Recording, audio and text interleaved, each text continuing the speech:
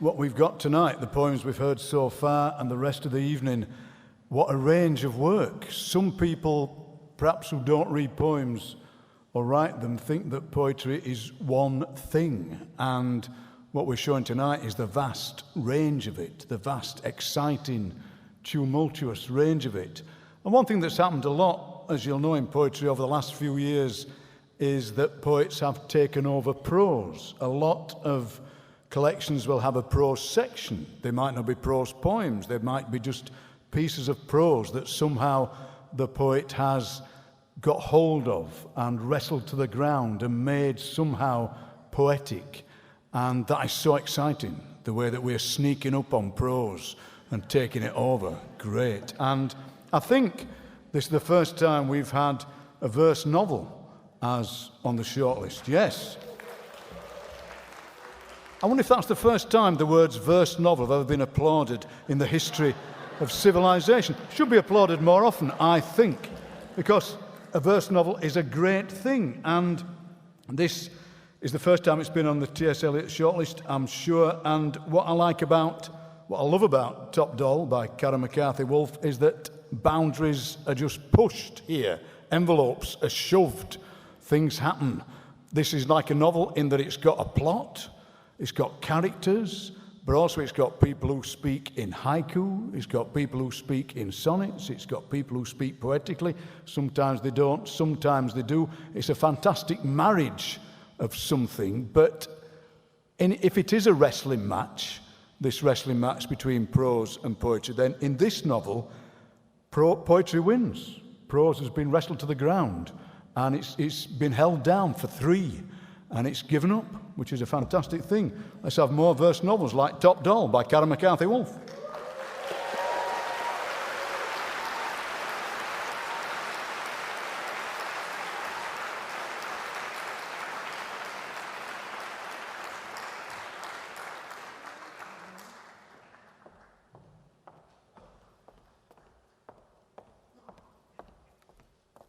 My gosh, there's such a lot of you.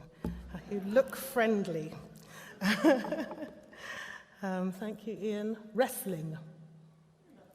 It's my takeaway.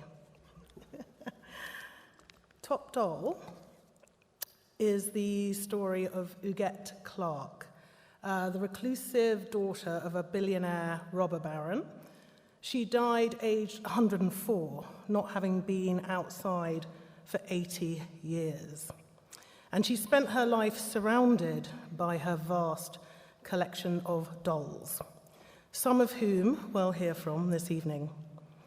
This is Dolly, a fancy porcelain who's half French and refers to Huguette as Maman. Maman's papa was America's most extravagant miser. He is buying every objet in the world. There's nothing can't be sold or bought. Mais son cœur, his heart is hard wood. And Maman is feeling such chilly distance. Dolly is speaking these delicate histoires for Maman, because now she is shy and does not hardly exit this acre of penthouse since the bombings on Pearl Harbor.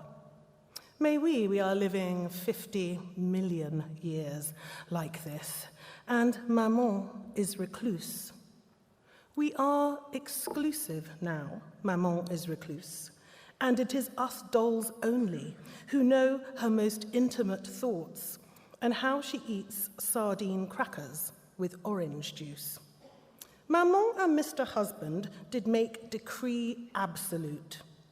Maman, anyway, prefers the Flintstones, and Lisette, our housekeeper, must make correct the video recordings.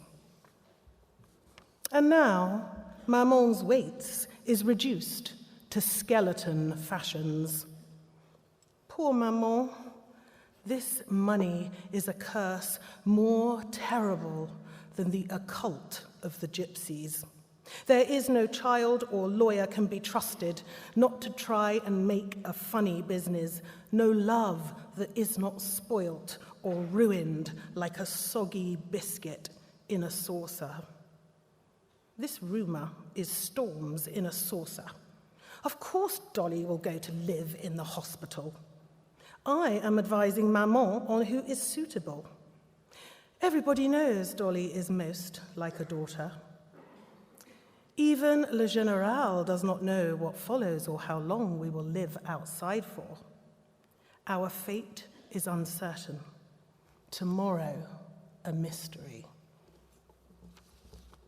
The General is an African-American ragdoll from the Civil War era who spent most of his life outside of the apartment and is writing his memoirs.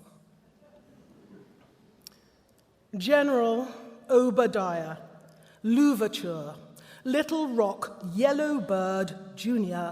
II. That is my full, unabridged, and endowed name. And it is a hitherto undisclosed fact that the General, as referred to, is not George Armstrong Custer, the gonorrhea-ridden Union Army officer with whom my flesh mother, Eliza Brown, found her life deeply entwined, but another, more appropriate warrior. Toussaint Louverture, General, Jacobin noir, and revolutionary extraordinaire, who led the incarcerated of Haiti into that victorious rebellion all those centuries ago. He who liberated our land of the high priestess Mannequin clan, where the veil between soft flesh and dull hive was worn thin as any hand-me-down Sunday best.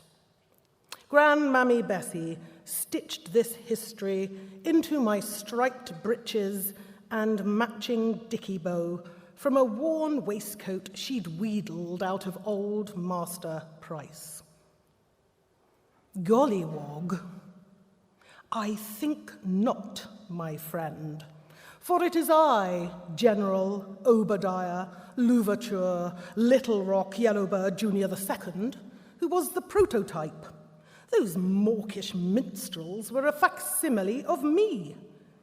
It was Grandmammy Bessie herself who collected used cloth, rags and horsehair from the manes and tails of prized palominos with which to stuff me. She who haggled hard for those 2 matching ivory buttons at the haberdashery. A little piece of Africa, she'd muttered, as the needle pierced her fingertip for blood that dripped upon the cloth, and she fastened tight the thread.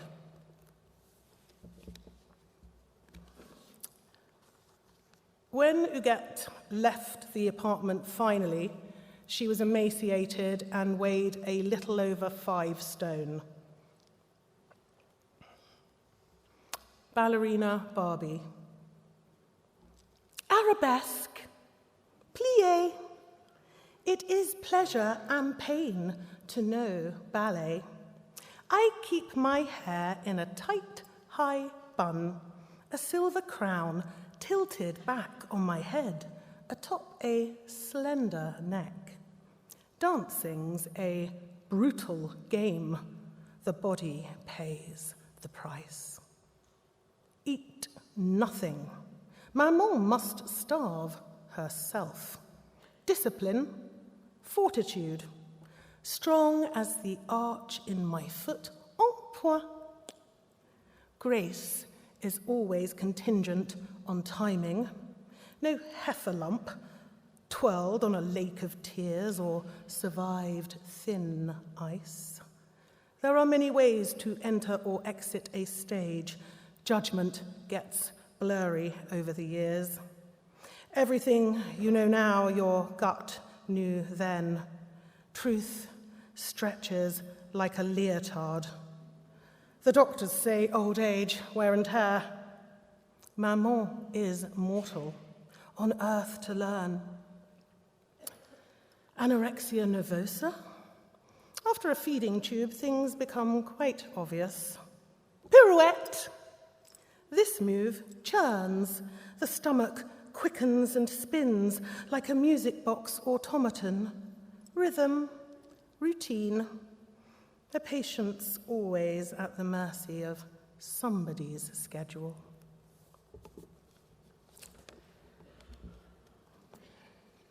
Oh, so yes, thank you. It really is an honour and a privilege to be here. And that privilege, I feel, is very keenly felt right now in a world where writers across the globe are being made vulnerable and under attack. I'm very, very grateful to the whole of my writing community. You know, the child, the village, Top Doll, a lot of people were involved, and I'm very, very grateful to all of them. And I particularly now want to mention briefly my late sister Zoe, to whom the book is dedicated, and our mum, Mari, who taught us to value literature and art. I'll finish now, just to say, Uget Clark, she was an artist and also a Japanophile, and Lady Mimiko is possibly her favourite doll, but that feeling is not entirely mutual. Lady Mimiko would rather be outdoors. I would love to walk amongst cherry blossom in Kyoto, in Nara, in Osaka, to feel a cool breeze to inhale the intoxicating air. But Sakura is enthralling in an altogether different way. It's beautiful to decide to be a tree. It's beautiful to be a tree. I see trees only from above. How I long to sit on a root with a bento picnic lunch. Maman's only friend, Madame P, says she will call an ambulance soon. Madame Pierre's the widow of Maman's old physician. When you're very rich and very old, you tend to outlive your doctors. It's a testament to their professionalism, I suppose. It's hardly convenient for a recluse, though. New doctors must be acclimatized. Dolly's been fluffing and puffing all morning about what to wear for the ceremony, who'll go to the hospital, how she'll select the porcelains. It's a shame the event clashes, but in Japantown, our celebrations are lunar. When the moon swells, so will the blossom. Violet light screams from the television room along the hallway. As yesterday, Maman sends her food away. Few birds are thinner.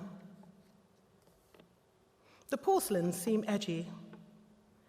It's hard not to feel sorry for them. They're so ill-equipped for the modern world. The little frillies are all seated on hall chairs, bags on dimpled knees, glassy eyes open, wide and flickering with dreams of swirling wind, leaves. Thank you.